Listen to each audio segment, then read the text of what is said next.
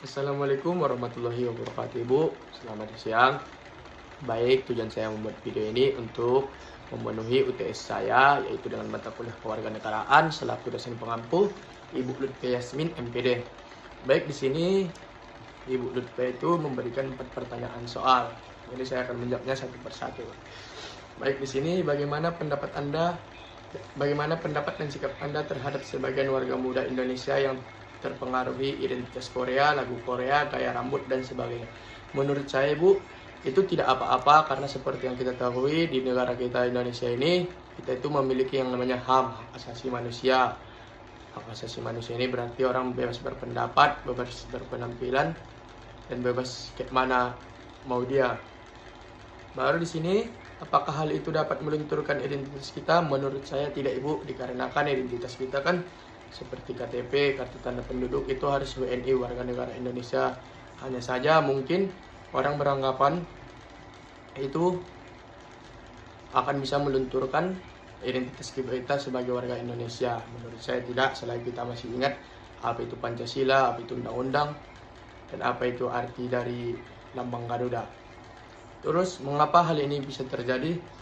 Menurut saya hal ini terjadi dikarenakan di musim sekarang itu, di gen yang sekarang adalah Gen Z, dan Gen Z ini sangat aktif bersosial media menurut saya, Ibu, ya. Jadi orang itu terpengaruhi, akibatnya itu HP ini mempengaruhi kayak seperti mereka menonton Korea, menonton film-film Korea gitu, mendengarkan lagu-lagu Korea. Terus, dan apa saja bentuk identitas nasional yang negara Indonesia miliki? Yang pertama itu seperti bahasanya bahasa Indonesia, lambang burung Garuda, dan undang-undang, dan lagu Indonesia Raya. Baik, itu menurut saya.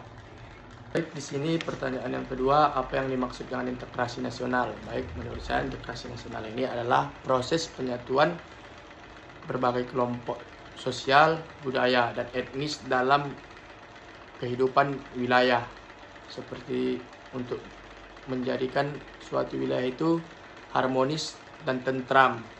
Jadi bagus untuk suatu kebangsaan. Nah, di sini ada yang berpendapat bahwa integrasi wilayah kita dipandang gagal akibat lepasnya Timur Timur dari Indonesia. Benarkah demikian?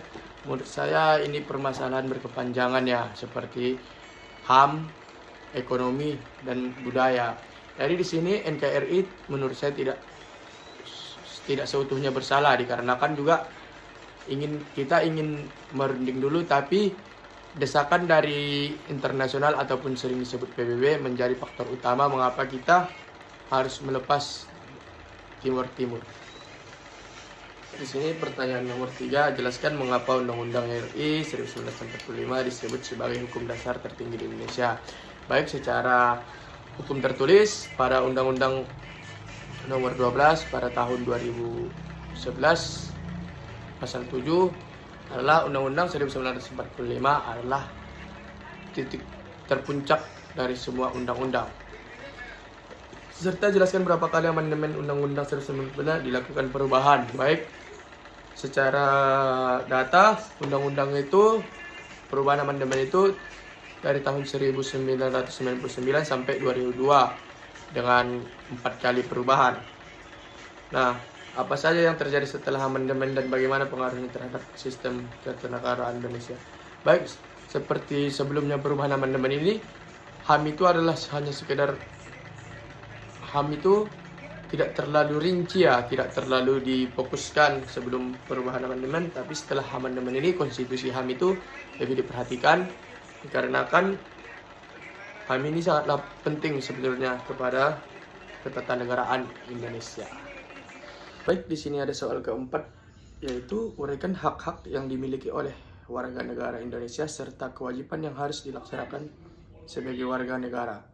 Baik, hak-haknya itu ada di bagian hukum politik, hak kebudayaan kita, hak ekonomi, dan beberapa hak pelayanan dan kewajiban bagi kita. Jadi jelaskan juga kewajiban negara berhak. Selain itu jelaskan juga kewajiban negara terhadap warga negara Indonesia. Baik, kita berikan contoh seperti hak kita sebelum hak kita itu kepada negara itu, kewajiban kita kepada negara yaitu membayar pajak, terus kewajiban negara itu kepada kita, hak dari kita itu minta kepada negara, yaitu seperti contoh kita sudah dapat pekerjaan, kita meminta lapangan pekerjaan. Apabila kita sudah mendapatkan lapangan pekerjaan, kita harus membayar pajak, seperti itu ketika kita sudah berpenghasilan.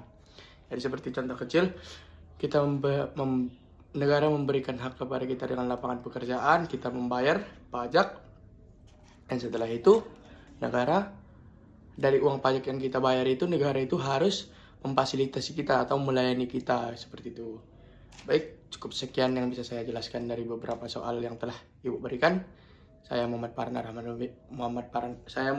Rahman Lubis. Apabila ada perkataan dan perbuatan yang salah, saya mohon maaf. Saya pamit undur diri. Assalamualaikum warahmatullahi wabarakatuh.